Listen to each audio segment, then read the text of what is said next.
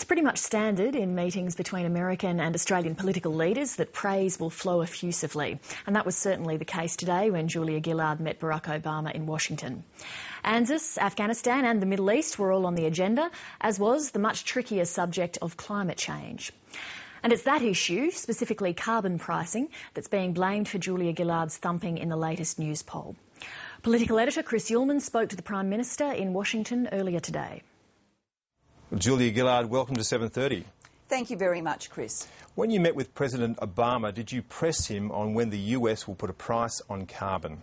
We did talk about climate change. Obviously, I am committed to pricing carbon in Australia. It's the right thing to do for our economy, to make sure we have a clean energy economy for the future. President Obama is taking a different course here in the United States. That's a recognition of the political circumstances he finds himself in with the Congress. And so he too is looking for a clean energy future, but will pursue it differently because he couldn't secure a price on carbon through the Congress. But if the United States doesn't put a price on carbon, why should Australia? Well, we have to look after our own national interest and our own national circumstances.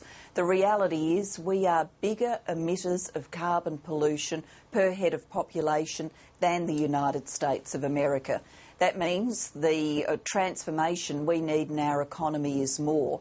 The most efficient way of driving that transformation is by pricing carbon. But to speak of one economist, our own, and Ross Garnaut said in his first report that ultimately global mitigation will only be successful if countries can trade in emissions permits.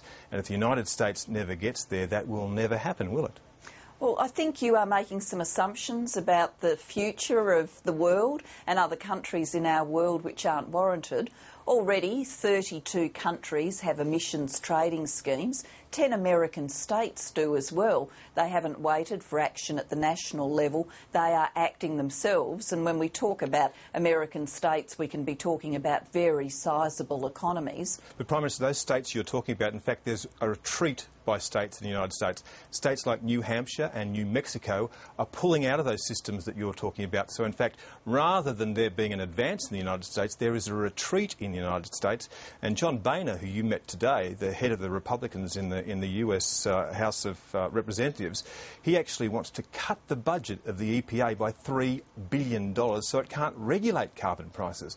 So I ask again, without the United States being in on this, why should Australia put a price on carbon?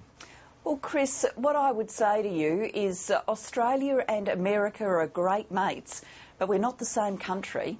The US will make its decisions here and they'll make their decisions through their political system. It's well known, of course, that President Obama wanted a cap and trade emissions trading scheme, a scheme like the one that I am saying we need in Australia. But he faced political circumstances in the Congress after the midterm elections that made that impossible. And because it's impossible, that is the democratic decision-making.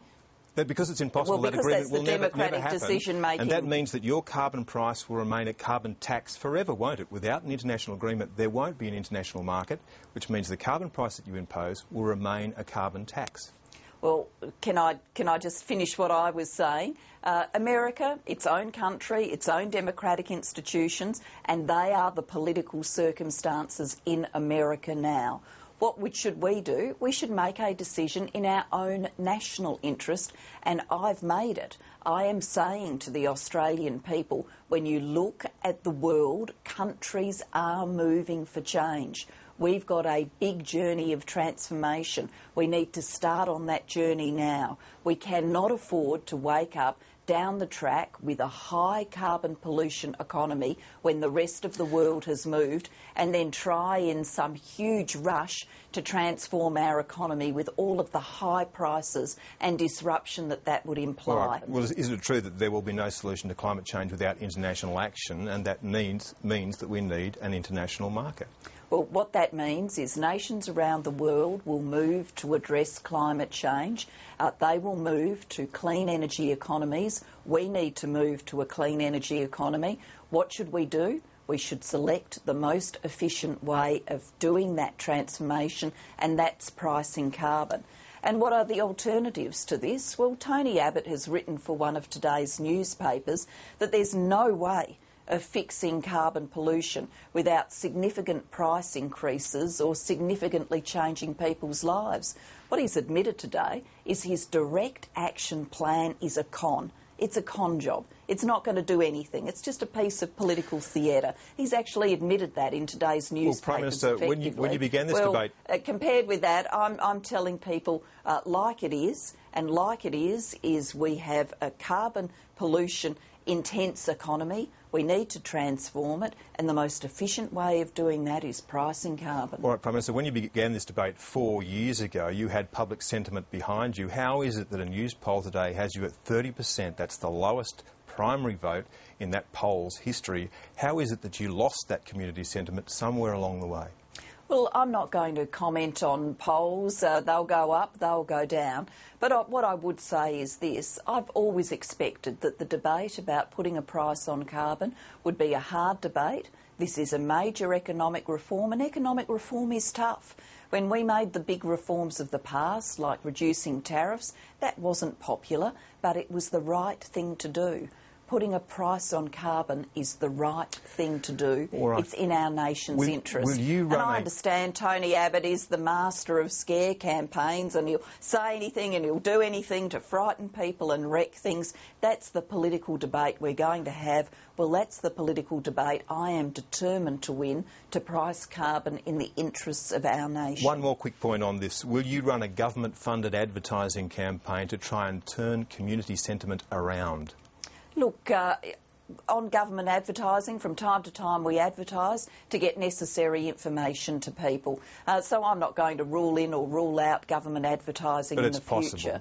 But I will be there saying to the Australian community, as I am saying to you now, Chris, this is what we need to do for the future of our economy. We're a confident, creative people. We've engaged in tough economic reforms in the past, even when they weren't popular, and we've had a prosperous country as a result. We're up to this as a people. We'll get it done. Prime Minister, thank you. Thank you.